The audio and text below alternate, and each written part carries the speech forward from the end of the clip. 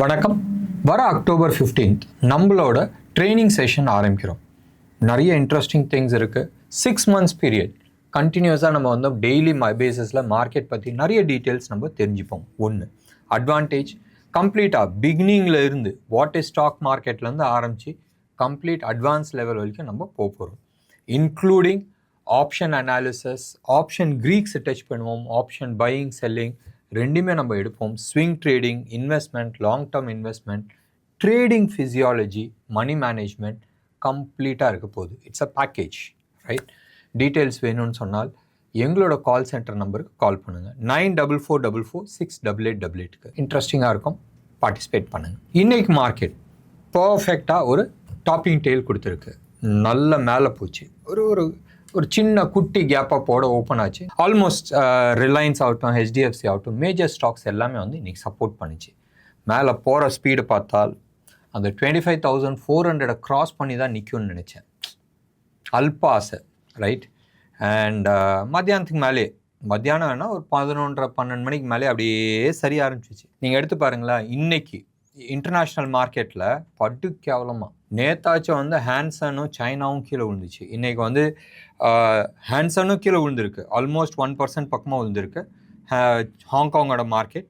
China இன்றைக்கும் வந்து பெருசாக கீழே விழுந்திருக்கு. சைனா A50 வந்து ஆல்மோஸ்ட் 7.35% கீழே விழுந்திருக்கு. அதே மாதிரி சைனா ஹெச் ஷேர்ஸ்ன்னு சொல்லியிருக்கு, அது 11% பக்கமாக கீழே விழுந்திருக்கு.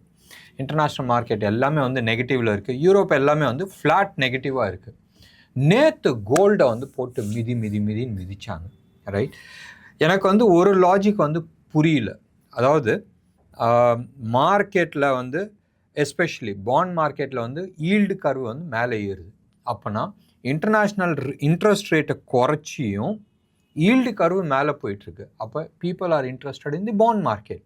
ஆனால் பாண்ட் வந்து இப்போதைக்கு டெம்ப்ரவரியாக நான் வந்து சொன்னேன் தெரியுமா, அந்த 99.98% அந்த பாயிண்ட்ஸில் இருந்து டாலர் இண்டெக்ஸு மேலே போயிட்டுருக்கு. சம்வேர் க்ளோஸ் அபவுட் 103 வரைக்கும் போகிறதுக்கான வாய்ப்பு இருக்குதுன்னு சொன்னதில் அடுத்த நாளில் இருந்து அது மேலே போயிடுச்சு. அது மேலே போயிடுச்சுன்னா கோல்டெல்லாம் கீழே விழுவுறது வந்து நேச்சுரல் ப்ராசஸ், இல்லைன்னு சொல்லு. பட் பாண்ட் ஈல்டு கர்வ் மேலே ஏறிட்டு இருக்கும் போதும் something is missing. Stock market பெருசாக கீழே உழுவ மாட்டேங்குது. ஒன்று. ரெண்டாவது, ஈல்டு கர்வ் ஏறுறதுக்கும் டாலர் இண்டெக்ஸ் ஏறுறதுக்கும் கரெக்டாக இருக்குது, இல்லைன்னு நம்ம சொல்ல.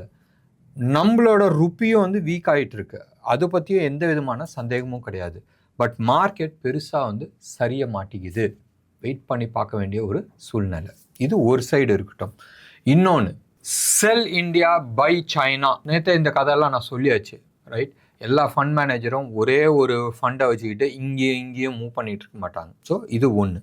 ரெண்டாவது, எஃப்ஐஐஸ் அக்டோபர் மாதத்தில் வந்து நிறைய விற்றுக்கிட்டு இருக்காங்க.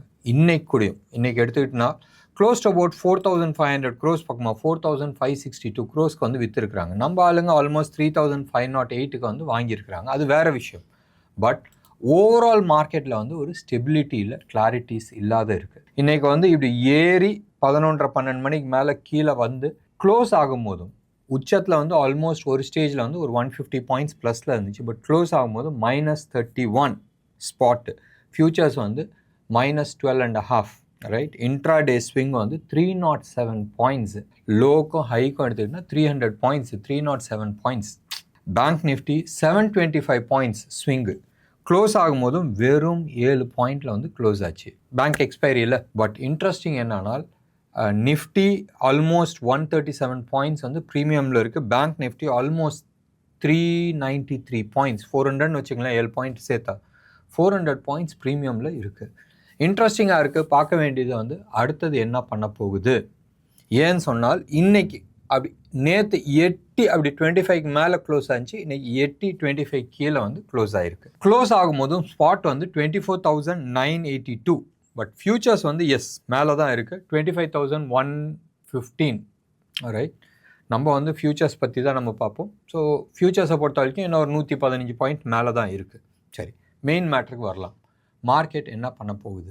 நாளையிலேருந்து ஃபர்தர் டவுன் சைடாக பார்க்க வேண்டிய ஒரு விஷயம். நேற்றே வந்து மார்க்கெட் மேலே போனப்பையும் பெரிய வால்யூம் கிடையாது. இன்றைக்கும் மார்க்கெட் கீழே வந்தப்போ ஒரு பெரிய வால்யூம்ஸ் கிடையாது. இன்றைக்கி வந்து அட்வான்ஸ் டிக்ளைன் நீங்கள் எடுத்துக்கிட்டிங்கன்னு சொன்னால் 117 ஸ்டாக்ஸ், F&O ஸ்டாக்ஸில் 117 ஸ்டாக்ஸ் வந்து அட்வான்ஸில் இருந்துச்சு. டிக்ளைன் சைடில் வெறும் 67 ஸ்டாக்ஸ் தான் இருந்துச்சு.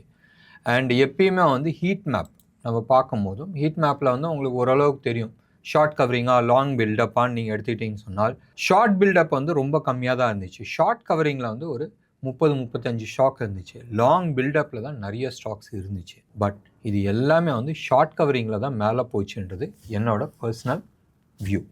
நீங்கள் வந்து எடுத்து பாருங்களேன், இன்றைக்கி மெட்டல் செக்டரில் NMDC ஆல்மோஸ்ட் 2.1% அப்பு. நேற்று வந்து மெட்டல் செக்டரில் வேர்ஸ்ட் பர்ஃபார்மிங் வந்து NMDC தான். அதே மாதிரி நீங்கள் எக்ஸைட் பேட்டரி எடுத்துக்கிட்டிங்கன்னா நேற்று Exide battery one of the worst performer இருந்துச்சு. இன்றைக்கி இது டாப் பர்ஃபார்மராக இருக்குது. பேங்கிங் செக்டரில் நேற்று வந்து பப்ளிக் செக்டர் பேங்க்ஸ்லாம் வந்து அந்தளவுக்கு பர்ஃபார்ம் பண்ணல. இன்றைக்கி பப்ளிக் செக்டர் பேங்க்ஸ் எல்லாமே வந்து சூப்பர் டூப்பராக பர்ஃபார்ம் பண்ணியிருக்கு. ஸோ பேசிக்காக எடுத்துக்கிட்டோன்னா நேற்று செல் ஆனது எல்லாமே இன்றைக்கி வந்து பை ஆகிட்டு இருக்கு. ஸோ மார்க்கெட்டில் கிளாரிட்டி இல்லாத இருக்குது. உங்களுக்கு எந்த செக்டார் எப்போ தூக்கணும்னு தெரியாத வந்து உட்காந்துக்கிட்டு இருக்கு.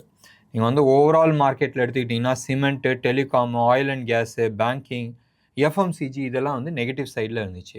இன்றைக்கி டாப் பர்ஃபார்மர் யார்? ரியாலிட்டி நீங்கள் எடுத்துக்கிட்டிங்கன்னு சொன்னால் ஓப்ராய் ரியாலிட்டி, DLF, காட்ரேஜ் கீழே இருக்குது. முந்தா நேத்துன்னு நினைக்கிறேன் ரியாலிட்டி வந்து போட்டு சரி மிதிச்சிருந்தாங்க. டெக்ஸ்டைலில் இன்றைக்கும் ட்ரெண்ட்ஸை வந்து ஓரளவுக்கு நல்லா பர்ஃபார்ம் பண்ணிகிட்ருக்கு. பேஜ் இண்டஸ்ட்ரி ஒரு முக்கியமான கட்டத்தில் நின்றுட்டுருக்கு. இந்த லெவலை உடச்சிச்சினால் ஃபாஸ்ட் அப் மூவ்க்கான பாசிபிலிட்டிஸ் நிறைய இருக்குது. ஜட்டி விற்கிற கம்பெனியில் ஸோ நிஃப்டியெல்லாம் கீழே விழுவும் போதும் பார்த்துங்க. International market especially Dow Jones எடுத்துக்கிட்டிங்கன்னு சொன்னால் ஃப்ளாட் பாசிட்டிவாக இருக்குது. இந்த ப்ரோக்ராம் அரௌண்ட் 6:45 பக்கமாக நம்ம ரெக்கார்ட் பண்ணுறோம். மோர் ஃப்ளாட் பாசிட்டிவாக தான் இருக்குது. ஃப்ளாட் பாசிட்டிவ்னு கூட சொல்ல முடியாது, -6 பாயிண்டில் இருக்குது. ஸோ இதெல்லாம் வந்து ஒரு பெரிய பாயிண்ட்டான்னு கேட்டால் கிடையாது. ஸோ டைரக்ஷன்லெஸ் இருக்குது. சில்வர், கோல்டு எல்லாமே நீங்கள் எடுத்துக்கிட்டிங்கன்னு சொன்னால் நேற்று வந்து பெருசாக கீழே விழுந்துச்சு வெளியே. இன்றைக்கி வந்து அதுக்கான ரிஃப்ளெக்ஷன்ஸ் எதுவுமே மார்க்கெட்டில் கிடையாது. So more or less it is more ஃப்ளாட்டிஷாக இருக்குது. ருப்பி டேர்ம்ஸில் நீங்கள் எடுத்துக்கிட்டிங்கன்னு சொன்னால் கோல்டு வந்து ஆல்மோஸ்ட் 100 rupees குறைஞ்சிருக்கு. நேற்று 7,810, 815 பக்கமாக இருந்துச்சு. இன்றைக்கி 7,700 rupees பக்கமாக இருக்குது. 720 பக்கமாக இருக்குது. இது 24 கேரட் ஹோல்சேல் ரேட் கோல்டு. சில்வரை பொறுத்த வரைக்கும் கணிசமாக குறைஞ்சிருக்கு. ஆல்மோஸ்ட் 95,000 பக்கமாக இருந்தது வந்து இப்போ 91,000 பக்கமாக இருக்குது. சில்வரை பொறுத்த வரைக்கும் இது வந்து 999 குவாலிட்டி GSTயோட இருக்கிற ஹோல்சேல் ரேட் சில்வர். மார்க்கெட்டில் வேறு எதுவுமே நம்ம வந்து ஸ்பெசிஃபிக்காக பேச முடியாத ஒரு சூழ்நிலை, ஒரு டைரக்ஷன் இல்லாத இருக்குது. ப்ராபப்ளி நாளையிலேருந்து கொஞ்சம் நிறையா வந்து சார்ட்ஸை போட்டுட்டு நம்ம பார்க்கும்போதும் ஃபர்தர் கிளாரிட்டிஸ் கொடுக்க முடியும். செக்டாரில் என்னென்ன செக்டார்ன்றதை நம்ம பார்க்கும்போதும் ஃபர்தர் கிளாரிட்டிஸ் கொடுக்கறதுக்கான வாய்ப்புகள் இருக்குது. வெயிட் பண்ணி பார்க்கலாம். கவர்மெண்ட் ஹெவி ஸ்பெண்டிங் பண்ணுறதுக்கான நிறைய ஏற்பாடு பண்ணிக்கிட்டு இருக்காங்க. இன்றைக்கும் வந்து கேபினெட் கமிட்டியை வந்து ஃபார்ம் பண்ணி அரௌண்ட் 17,000 crores வந்து அப்ரூவல் கொடுத்துருக்குறாங்க. ஃபோர்ட்டிஃபைட் ரைஸில் எக்ஸ்ட்ரா புரத சத்து போட்டு கொடுக்குற மாதிரின்றது ஒன்று. இதெல்லாம் வந்து கொஞ்சம் கவர்மெண்ட் வந்து கொஞ்சம் ஹெல்த் வைஸ் வந்து நிறைய பார்த்துட்ருக்காங்க. அதே மாதிரி பஞ்சாப் ராஜஸ்தான் பார்டரில் வந்து பார்டர் என்ஹான்ஸ்மெண்ட், அங்கே வந்து இன்ஃப்ராஸ்ட்ரக்சர் கட்டுறதுக்கான ஏற்பாடு நடந்துகிட்ருக்கு. இது எல்லாமே வந்து கவர்மெண்ட் ஸ்பெண்டிங் வந்து always will be boosting the economy. Wait பண்ணி பார்க்கலாம் நாளைக்கு மார்க்கெட் என்ன சொல்ல போகுதுன்றது. என்ன நேர்களே, இன்றைக்கி ப்ரோக்ராம் உங்களுக்கு பிடிச்சிருந்துச்சுன்னா லைக் பண்ணுங்கள், ஷேர் பண்ணுங்கள். டெஃபினட்டாக உங்களோட கமெண்ட் பாக்ஸில் கொடுங்க. நன்றி, வணக்கம்.